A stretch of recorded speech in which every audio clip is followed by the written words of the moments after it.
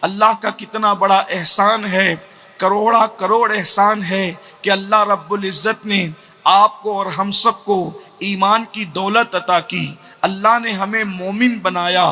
اس سے بڑا کوئی شرف دنیا میں نہ ہے نہ کبھی ہو سکتا ہے، اس لیے کہ ایمان کی دولت کا نصیب ہونا یہ بہت بڑے اعزاز کی بات ہے، بہت بڑے کرم کی بات ہے۔ یقین جانیے یہ بہت بڑا اللہ کا احسان ہے کہ اللہ نے ہمیں ایمان کی دولت عطا کی، اس لیے کہ وہ بادشاہت تو اپنے دشمنوں کو بھی دیتا ہے، وہ مال تو اپنے دشمنوں کو بھی دیتا ہے، وہ حسن تو اپنے دشمنوں کو بھی دیتا ہے، یہ اس کی تقسیم ہے۔ اس نے کبھی خوبصورتی حضرت یوسف کو بھی دی ہے، مگر ظاہری خوبصورتی ابو لہب کو بھی نصیب ہوئی۔ اگر آپ تاریخ کا جائزہ لیں تو ابو لہب کو ابو لہب اس لیے کہا جاتا ہے کہ وہ اتنا خوبصورت تھا کہ اس کے چہرے کی سرخی کو دیکھ کر ایسا لگتا تھا جیسے آگ کے شرارے اٹھ رہے ہیں۔ اس کے حسن کا عالم یہ تھا۔ تو حسن وہ کبھی دوستوں کو بھی دیتا ہے، وہ کبھی دشمنوں کو بھی دیتا ہے۔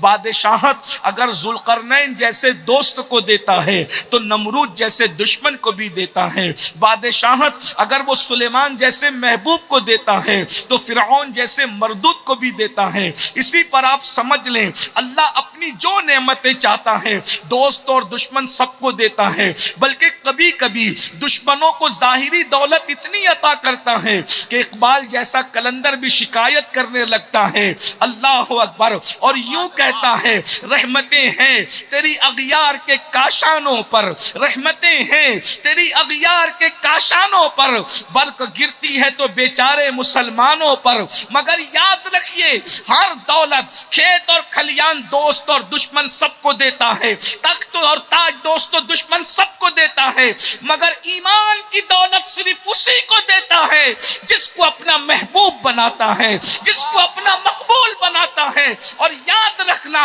حضرت آدم کے زمانے سے لے کے آج تک جتنے مومن ہیں یقیناً سب مقدر کے بہت بلند مرتبے پر فائز ہے، مگر مومن پھر وہ مومن جو محبوب کی امت میں پیدا کیے گئے ہیں، جو حبیب کی امت میں پیدا کیے گئے ہیں۔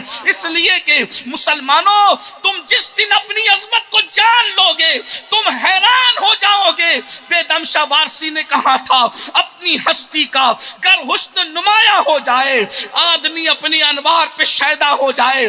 تمہیں اپنی عظمت نہیں پتا، تمہیں اپنا مقام نہیں پتا، تمہاری عظمت یہ ہے دیوان گانے عشق محمد کو دیکھ کر گھبرا گئی ہے گردش دورہ، کبھی کبھی گردن میں ہار ڈالے ہیں ماہو نجوم نے، گزرا ہے ان حدوں سے مسلمان کبھی کبھی۔ دنیا تمہیں اتنا مصروف کر دینا چاہتی ہے کہ تم اپنے آپ کو پہچان نہ سکو، تم اپنی عظمت کو پہچان نہ سکو۔ کروڑوں تاج تمہارے اسلاف کے قدموں میں تھے، کہنے والے نے کہا ہے ایسے درویشوں سے ملتا ہے ہمارا شجرہ جن کے قدموں میں کئی تاج پڑے رہتے ہیں۔ لوگوں کو اپنی بادشاہت پر ناز ہے، ہمیں محمد الرسول اللہ کی غلامی پہ ناز ہے، اس لیے کہ بادشاہوں کو جو چیزیں خواب میں نظر نہیں آتی محمد الرسول اللہ کے غلاموں کو وہ چیزیں حقیقت پہ عطا کر دی جاتی ہے۔ اسی لیے تو میرے امام کہتے ہیں کیوں تاجداروں خواب میں دیکھی کبھی وہ شے؟ 70 انبیاء جس کی امتی بننے کی دعا کرتے رہے، 70 نبیوں نے کہا مولا ہمیں آمینہ کے لال کا امتی بنا دے، عبداللہ کے لخت جگر کا امتی بنا دے، آمینہ اور عبداللہ کے در یتیم کا، عبداللہ اور آمینہ کے در یتیم کا۔ جب ہم در یتیم کہتے تو لوگوں کو لگتا ہے کہ شاید حضور کو یتیم کہہ رہا ہے، حضور یتیم نہیں، وہ در یتیم ہے۔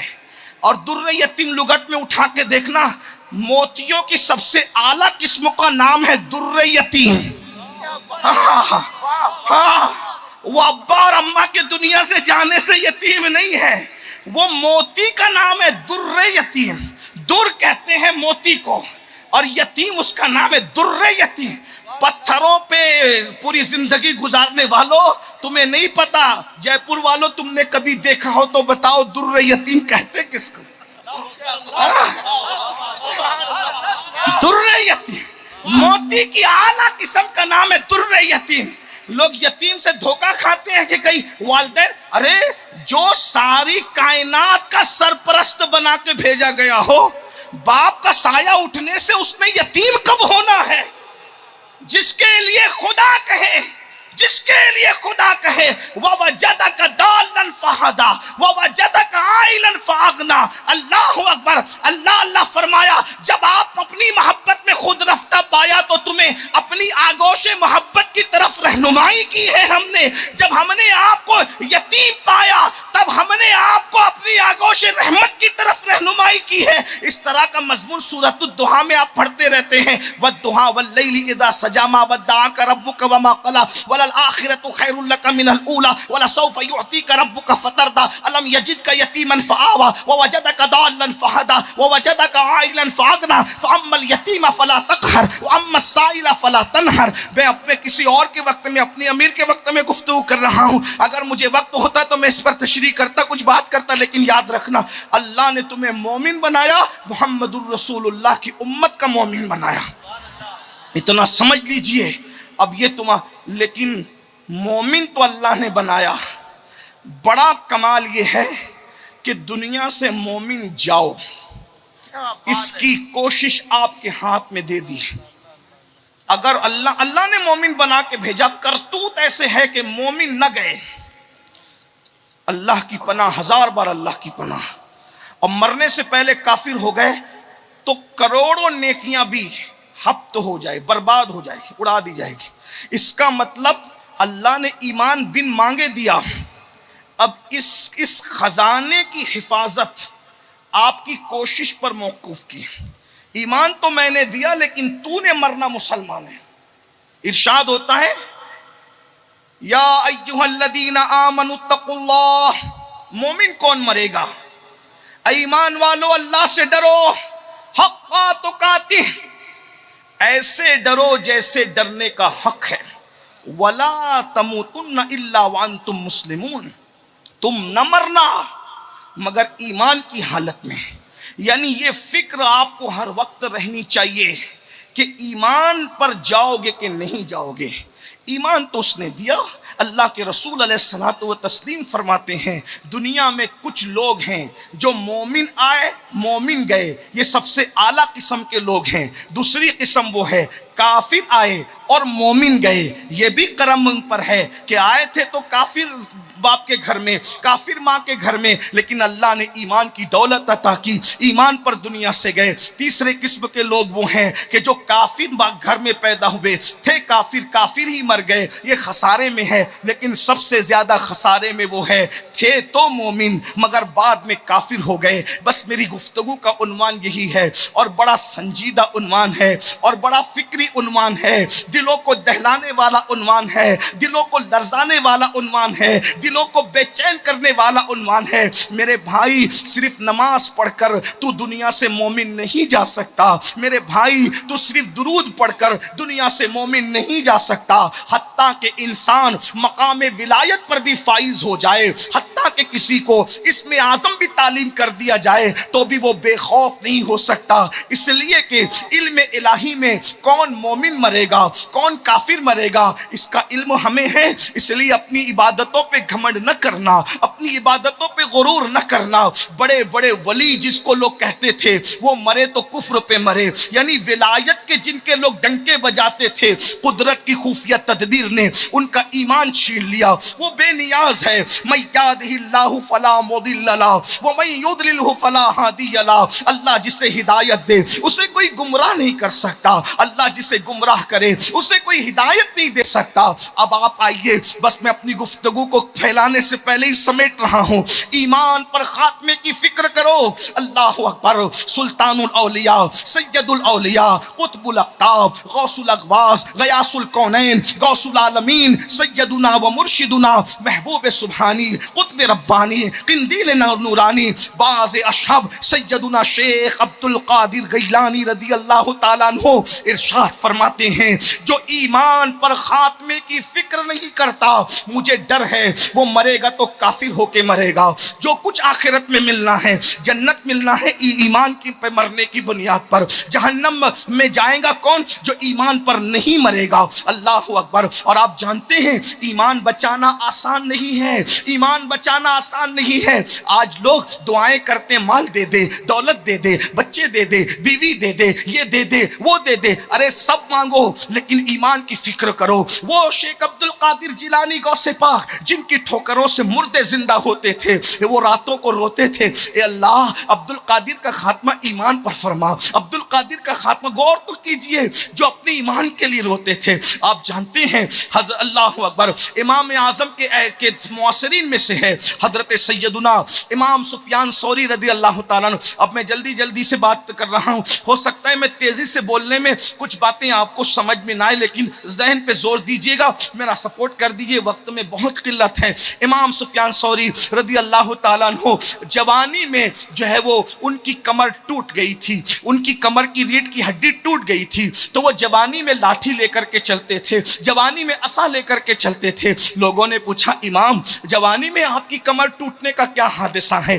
جوانی میں آپ کی کمر کیسے ٹوٹ گئی؟ امام سفیان ثوری کہا کرتے تھے میرے استاد تھے جنہوں نے 50 سال تک کے آسمان نہیں دیکھا کبھی, آسمان نہیں, تقوی کا عالم دیکھیں, آسمان نہیں دیکھا کبھی. وہ مسجد میں بیٹھ کے درس حدیث دیتے تھے, بڑے بڑے علماء, بڑے بڑے اقطاب, بڑے بڑے اولیاء جس سے حدیث کا درس لیتے تھے. یعنی یہ کب کی بات ہے؟ امام بخاری کے دور سے پہلے کی بات ہے. ابھی امام بخاری کے والد بھی پیدا نہیں ہوئے ہوں گے, یہ اس دور کی بات ہے. اس لیے کہ امام سفیان ثوری رضی اللہ تعالیٰ ان لوگوں کا دور پہلی صدی کا ہے, امام بخاری کا دور تیسری صدی کا ہے. آپ اندازہ تو کریں میرے بھائیوں, ذرا غور تو کریں. امام سفیان ثوری کہتے ہیں اس نے کبھی ہمارے استاد نے آسمان نہیں دیکھا, 50 سال حدیث کا درس دیا, لیکن جب ان کے انتقال کا وقت آیا, جب ان کی موت کا وقت آیا, 50 سال تک جس نے مسجد کے باہر کبھی قدم نہیں نکالا, 50 سال تک کبھی اس کی تکبیر اولیٰ فوت نہیں ہوئی, جب موت کا وقت آیا استاد کو ہم نے روتے دیکھا.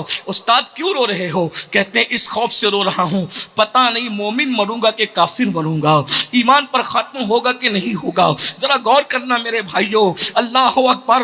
زنا کے اڈوں کو آباد کر کے جنت کے خواب دیکھنے والوں, راتوں کے 3-3, 4-4 بجے تک موبائل کا مس یوز کر کے جنت کا خواب دیکھنے والوں, مسجدوں کو ویران کر کے جنت کا خواب دیکھنے والوں, ماں باپ کو ترسا کر, ماں باپ کو دوا کے لیے تڑپا کر, ماں باپ کو روٹی کے لیے ترسا کر, ماں باپ کی بددعائیں لے کر جنت کا خواب دیکھنے والوں, جنت اتنی آسان نہیں ہے, جنت اتنی آسان نہیں ہے. اللہ اکبر. ایمان پہ خاتمہ ہوگا تو جنت ملے گی, اور ایمان پر خاتمے کی فکر کس کو ہے؟ اللہ اکبر. کیا لوگوں کے کانوں نے یہ نہیں سنا کہ جب کوئی مرد اور عورت زنا کرتے ہیں تو ایمان اس سے ایسے نکل جاتا ہے جیسے کوئی کپڑے نکال لیتا ہے؟ اللہ اکبر. اندازہ تو کریں. اور چھتری کی طرح اس کے سر پہ سایہ فگن ہو جاتا ہے. فیشن کے نام پر زنا کے اڈوں کو آباد کرنے والی قوم پھر جنت کے خواب دیکھ رہی ہے, اور وہاں 50 سال جس کی تکبیر اولیٰ فوت نہیں ہوئی. اتنا بڑا اپنے زمانے کا محدث امام سفیان ثوری کا استاد کہتے ہیں موت کے آخری جس دن موت آنا تھا اس دن زندگی کے آخری دن رو رہے میرا خاتمہ ایمان پہ ہوگا کہ نہیں ہوگا. امام سفیان ثوری کہتے ہیں اللہ جس کی 50 سال تک یہ تکبیر اولیٰ فوت نہیں ہوئی اس کو اپنے ایمان پہ خاتمے کی کوئی گارنٹی نہیں ہے, میرا کیا بنے گا؟ امام سفیان ثوری پر اللہ کا خوف اتنا غالب ہوا کہ اس جملے کو سن کے کڑ کر کے ان کی ریڑھ کی ہڈی ٹوٹ گئی. اور جوانی میں امام سفیان ثوری رضی اللہ تعالیٰ جو ہے وہ لاٹھی لے کر, یعنی اللہ کے خوف کی وجہ سے ان کی ریڑھ کی ہڈی ٹوٹی کہ جب میرے استاد کو ایمان پر خاتمے کی کوئی گارنٹی نہیں ہے تو میرا کیا بنے گا. حضرت امام بہت بڑے امام فقہ کے اپنی کتاب مدخل میں نقل کرتے ہیں کہ جب کوئی انسان دنیا سے جاتا ہے پوری زندگی ایمان بچا بچا کے رکھا، بہت بچایا ایمان، بہت بچایا. جب موت کا وقت آتا ہے، صاحب مدخل لکھتے ہیں کہ شیطان اس کی ماں اور اس کے باپ کی شکل بنا کر آتا ہے، کیونکہ اللہ نے شیطان کو یہ اختیار دیا کہ وہ جس کی چاہے شکل بنا لے. بس ایک شکل میں شیطان نہیں آ سکتا، وہ شکل ہے شکل مصطفیٰ جان رحمت. حتیٰ کہ خواب میں بھی شیطان مصطفیٰ جان رحمت کی شکل میں نہیں آ سکتا. کدھر ہے وہ لوگ جو مصطفیٰ جان رحمت کی طرح ہونے کا دعویٰ کرتے ہیں؟ ارے وہ شیطان جو سب کی شکل بنا لے، وہ کیا شکل بے مثال ہے کہ شیطان ہزار اختیارات کے باوجود شکل مصطفیٰ خواب میں بھی نہیں بنا سکتا. اس شکل مصطفیٰ کی بے مثلیت کا عالم کیا ہوگا؟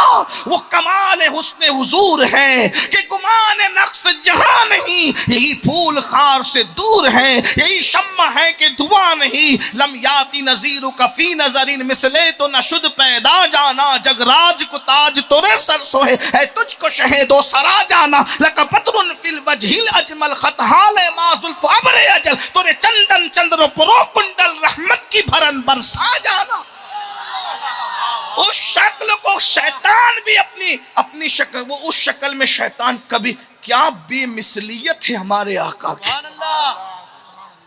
صاحب مدخل لکھتے ہیں شیطان ماں کی شکل باپ کی شکل بنا کے ایک کو ادھر بٹھاتا ہے ایک کو ادھر بٹھاتا ہے، اور ماں باپ کی شکل میں آ کے کہتا ہے عیسائی ہو جا، کرسچن عیسائی ہو جا کیونکہ فلاں بندہ عیسائی ہو کے مرا تو بہت آرام میں ہے.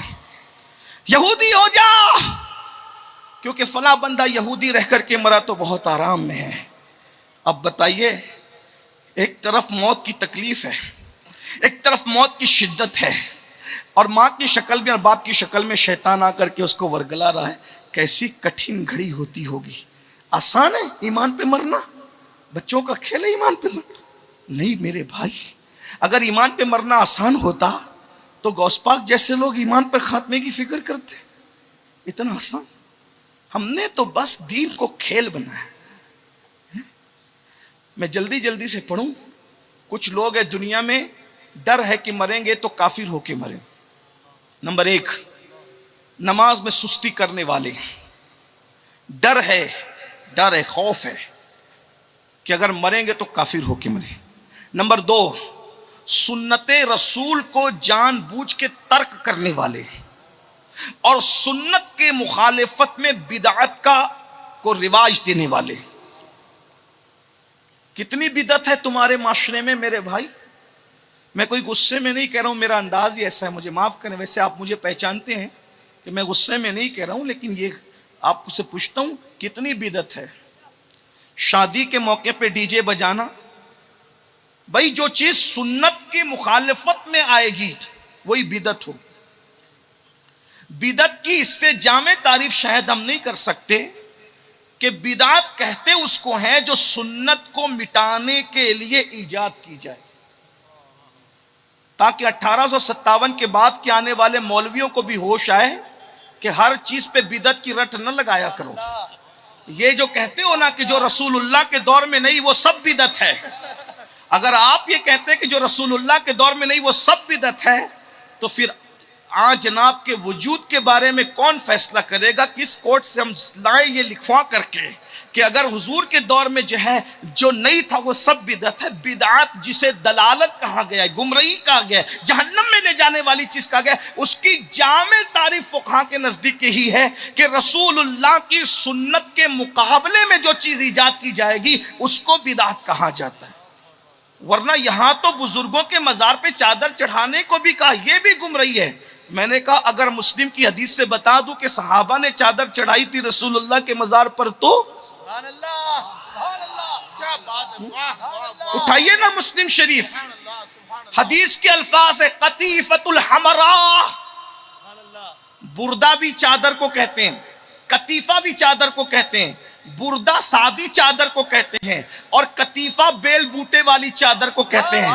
صحابہ کہتے ہیں نبی کے مزار پر بردہ نہیں چڑھائی گئی، نبی کے مزار پر قطیفہ چڑھائی گئی، یعنی جس چادر پر بیل بوٹے بنے تھے ہمارا سرخ رنگ کی چڑھائی، سبحان اللہ، سرخ رنگ کی چڑھائی گئی۔ ہاں اب اس میں اختلاف ہو گیا کہ چڑھائی اندر گئی یا چڑھائی اوپر گئی۔ باقی اگر اندر بھی چڑھائی گئی تو بھی آپ کامیاب نہیں، اور اوپر چڑھائی گئی تو آپ بھی کامیاب نہیں، اس لیے کہ نہ آپ اوپر چڑھاتے ہو نہ آپ نیچے چڑھاتے ہو۔ لیکن بہرحال چادر کا چڑھانا صحابہ سے ثابت ہو گیا۔ اب اپنے اپنے ذوق کی بات ہے، اگر اوپر چڑھانا ہو تو اوپر چڑھا لو، نیچے چڑھانا ہو تو نیچے چڑھا لو، مگر چڑھا مت کرو، چڑھانے کی بات ہے، چڑھنے کی بات نہیں ہے۔ سبحان اللہ، بس اتنی سی بات ہے۔ سبحان اللہ، اگر آپ سیاہ ستہ پر بہت ناز کرتے تو ہم سیاہ ستہ سے پیش کریں۔ جس چادر پر اس کے کنارے پر ریشم کا کام ہوتا ہے، بیل بوٹے بنے، اس کو قطیفہ کہتے۔ چیک کیجئے لغت، لغت تو کوئی مسلک کی نہیں ہوتی نا، لغت تو بن مسلک کی ہوتی ہے۔ جیسے مصدر مذکر مؤنث نہیں ہوتا، ویسے لغت بھی جو ہے ہاں وہ کسی مسلک سے اس کا تعلق نہیں ہوتا۔ لیکن بہرحال بات ہے، لیکن میری گزارش اتنی ہے، لوگوں نے چادر چڑھانے کو بھی بدعت کہہ دیا، لوگوں نے نبی کا میلاد منانے کو بھی بدعت کہہ دیا کہ یہ بھی جہنم میں لے جائے گا۔ میں نے کہا ارے جہنم سے بچانے کی چیز ہے میلاد۔ سبحان اللہ، سبحان اللہ، اتنے بڑے گنڈے پر عذاب کم ہو جاتا ہے صرف پیر کے دن، سبحان اللہ، جمعہ کو کم نہیں ہوتا، پیر کو کم ہوتا ہے، جبکہ جمعہ سید الایام ہے۔ سبحان اللہ، لیکن پیر کو کیوں تخفیف ہوتی ہے؟ تو کہا کہ میں نے محمد الرسول اللہ تو میں کہہ رہا ہوں، لیکن اس نے کہا تھا میں نے محمد ابن عبداللہ کی خوشی میں کنیز کو کہا تھا جا تو آزاد ہے، یہ جا تو آزاد ہے، تو اسی انگلی سے چوسنے کو ملتا ہے پانی اور عذاب میں تخفیف ہو جاتی۔ سبحان اللہ، جو سرٹیفائی کافر ہو، سند یافتہ کافر ہو، آپ نے سند یافتہ عالم اور مفتی تو دیکھے ہوں گے، لیکن میں سند یافتہ کافر کی بات کروں جس کے کفر کے ثبوت میں پوری صورت موجود ہے، اتنا سند یافتہ اور پکا کافر اگر بھتیجا سمجھ کر خوشی کر لے میلاد پر تو اس کے جہنم کے اندر عذاب میں کمی ہو جاتی ہے اور اس کو پانی چوسنے مل جاتا ہے۔ یار لوگ کہتے ہیں کہ یہ تو خواب کی بات ہے، میں نے کہا خواب کی بات ہے تو سورہ یوسف کون سی حقیقت کی بات ہے؟ سبحان اللہ، سبحان اللہ، سبحان اللہ، سبحان اللہ، سبحان اللہ، اگر سورہ یوسف ایک نبی کے خواب پر پوری سورت نازل ہوتی ہے، احسن القصص، سبحان اللہ، پورے قرآن میں صرف ایک ہی قصے کو احسن القصص کہا گیا ہے اور وہ نبی کا خواب ہے۔ ارے نبی خواب دیکھ کر بیان نہ کرے تو خواب، لیکن جب نبی خواب دیکھ کر بیان کر دے تو وہ حدیث رسول ہو جاتی ہے، اور جب صحابی خواب دیکھ کر بیان کر دے تو وہ بھی حدیث کا درجہ پا لیتا ہے۔ اگر عباس خواب دیکھ کر چپ رہ جاتے تو کسے خبر تھی؟ حضرت یوسف خواب دیکھ کر چپ رہ جاتے تو کسے خبر تھی؟ لیکن حضرت عباس نے بیان کر دیا تو وہ حدیث عباس ہو گئی۔ اصطلاح محدث میں زیادہ سے زیادہ اس کو اثر عباس کہا جا سکتا ہے نا؟ لیکن بہرحال ہمارے یہاں تو اثر بھی کہتے ہیں، پھر اس کے بعد اس کو حدیث موقوف بھی ہم کہتے ہیں محدثین کی اصطلاح میں۔ کچھ پڑھا لکھا ہوتا تو بات تھی، لیکن بس باتیں کرنی ہے، لیکن جو پڑھ لکھ لیے وہ بھی تجاہل عارفانہ سے کام لیتے ہیں۔ یہ کہیں اتنے 100 سال سے بنی ہوئی، بس 100 سال کی عمارت ہے یہ بدعتوں کا شیش محل صرف 100 سال کا ہے یا 150 سال کا ہے، بس اس سے زیادہ کا نہیں ہے۔ میلاد ختم کرنے کی تحریک 150 سال سے اٹھی ہے، اور میلاد منانے کا سلسلہ اس دن سے ہے سبحان اللہ، جس دن سے آمنہ کے لال نے زمین پہ قدم رکھا ہے۔ سبحان اللہ، نعرہ تکبیر، نعرہ رسالت، حضور سید امین القادری صاحب قبلہ۔ لیکن بہرحال میں کوئی زیادہ چھیڑ چھاڑ کر میری عادت بھی نہیں، ورنہ میں کوئی چھیڑ بھی نہیں رہا ہوں۔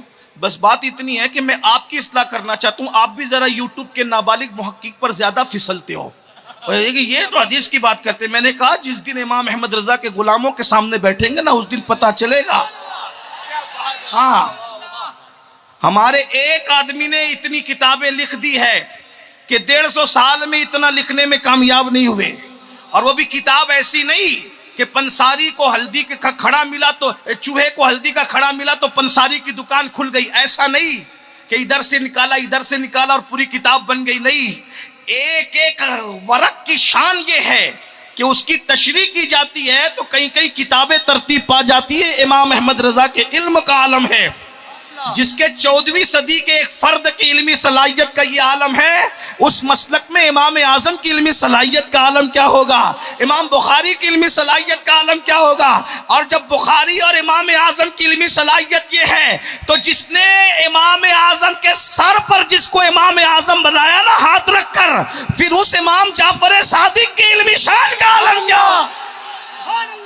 جو ہاتھ رکھ دے تو اعظم بنا دے، تو جس کا ہاتھ ہے وہ کتنا اعظم ہوگا نا، اسی کو دنیا امام جعفر صادق کہتی ہے. اور جب صادق کا یہ عالم ہے تو پھر باقر کا عالم کیا ہوگا. اور جب باقر کا یہ عالم ہے تو زین العابدین مظلوم کربلا سید سجاد کا عالم کیا ہوگا. اور جب سید سجاد ایسا ہے تو جس کے سینے سے سجاد نے سینہ لگا کر علم حاصل کیا، اس تاجدار کربلا فاتح کربلا امام حسین ابن علی کے علم کا عالم کیا ہوگا. اور جب حسین پاک کی علمی صلاحیت یہ ہے تو ان کے بابا باب مدینۃ العلم کی علمی صلاحیتوں کا عالم کیا ہوگا. اور جس نے باب مدینۃ العلم بنایا پھر اس عالم ما کانا و ما یکون کے علم کا عالم کیا ہوگا. اور کوئی غیب کیا تم سے نہا ہو بھلا، جب نہ خدا ہی چھپا تم پہ کروڑوں درود. تو لوگوں کو اترانے دیجئے لیکن حق اللہ یا رسول اب نہ کہنا کہ وہ خواب میں ہے. حضرت عباس نے بیان کیا تو وہ حدیث ہے، لیکن چلے میں حدیث کہہ رہا ہوں تو بخاری کی کتاب خوابوں کی کتاب ہے یا حدیث کی کتاب ہے؟ میں تو آج کہہ رہا ہوں نا، میں تو آج کہہ رہا ہوں. اگر اس کو خواب کہہ کر کے ٹھکرانا چاہتے ہو تو پھر ماننا پڑے گا کہ اصح الکتب بعد کتاب اللہ کی پھر حیثیت تم کیا کر رہے ہو. تم تو زیادہ ٹھیکیدار بنتے، جانشین بنتے ہو نا امام بخاری کے. الحمدللہ. لیکن اتنی بات ہے، میں آپ سے بھی کہنا چاہتا ہوں، امام بخاری نے حدیث کی کتاب لکھی ہے نا، تو حدیث کی کتاب میں خواب لکھا جائے گا کہ حدیث لکھی. اپنے جیسا سمجھائے بخاری کو، جس مسلک میں خوابوں کی بارات ہو نا، وہاں خوابوں کی بارات نہیں ہے، وہاں حدیثوں کا گلدستہ ہے. اور وہ بھی کیسا گلدستہ ہے؟ میرے نبی کے لبوں سے جھڑنے والے پھولوں کا گلدستہ ہے. میرا دل تو چاہتا ہے کہ یہ بخاری مسلم ترمذی ابن ماجہ جو گلدستہ سجائے وہ میرے نبی کے لبوں سے جھڑنے والے پھولوں کی برکت ہے. میرے امام کہتے وہ گل ہے لبہائے نازک ان کے، ہزار جھڑتے ہیں پھول جن سے گلاب گلشن میں دیکھے بلبل، یہ دیکھ گلشن گلاب میں ہے. تو عرض کر رہا تھا، جس نے سنت کے خلاف بدعت ایجاد کی، ڈر ہے کہ وہ مرے گا تو کافر ہو کے مرے گا. آپ سے کہتا ہوں کتنی بدعتیں ایجاد کر رکھی ہے. شادیوں میں ڈی جے بجاتے ہو، نبی کے گھر میں کبھی بجا اس طرح ڈھول تماشا کچھ ہوا؟ بلکہ تم میری قوم، میں تمہیں کیا نام دوں، میں تو بہت نرم طبیعت کا آدمی ہوں، لیکن بے غیرتی کی حد نہیں ہے. جس نبی کے گھر میں شادی میں ڈھول نہیں بجا، آج اس نبی کا کلمہ پڑھنے والی نبی کے نواسوں کی شہادت پہ ڈھول بجاتی ہے. حد ہو گئی بھائی، انتہا ہو گئی. اور منع کرنے والوں کو یزیدی کہتے ہیں. قیامت میں منہ کیا دکھاؤ گے اللہ رسول کو؟ میرے بھائی بتاؤ. اللہ کے رسول علیہ السلام فرماتے ہیں بدعتی جہنم کا کتا ہے. کتنی بدعت ایجاد کی. شادیوں میں کیا بدعت، پٹاخے پھوٹ رہے ہیں، یہ شادیوں کی بدعت ہے. اور کتنی بدعت ہے، کن کن بدعتوں کا نام لیا جائے ہیں، حیرانی ہے. کہتے ہیں تو تکلیف ہوتی ہے. بدعت کی طرف نہ جاؤ، سنت سے جڑے رہو. جو سنت کے خلاف کرے گا مرتے وقت اس کی زبان پہ کلمہ نہیں آئے گا. نمبر 2، جو غسل جنابت میں تاخیر کرے گا، لیٹ کرے گا غسل جنابت، ڈر ہے کہ مرے گا تو کافر ہو کے مرے گا. 3 دن ایسے گھومتے ہو، 2 دن ایسے گھومتے ہو، دن بھر ایسے گھومتے ہو. غسل جنابت میں تاخیر کر، غسل جنابت میں تاخیر کرنا. میرے مولا مشکل کشا کرم اللہ وجہ الکریم فرماتے ہیں، حیا کے پردے میں ان کا فرمان بیان کرو. کہتے ہیں میں نے کبھی رات کے ابتدائی حصے میں جنابت نہیں کی، ہمیشہ میں رات کے آخری حصے میں جنابت کرتا رہا کہ ادھر جنابت کا غسل فرض ہو اور ادھر میں غسل کروں، اس لیے کہ میں ایک لمحہ بھی حالت جنابت میں رہنا نہیں چاہتا۔ کیا ہو گیا؟ ایمان پہ خاتمے کی فکر کرو۔ کسی کا دل توڑنے والا،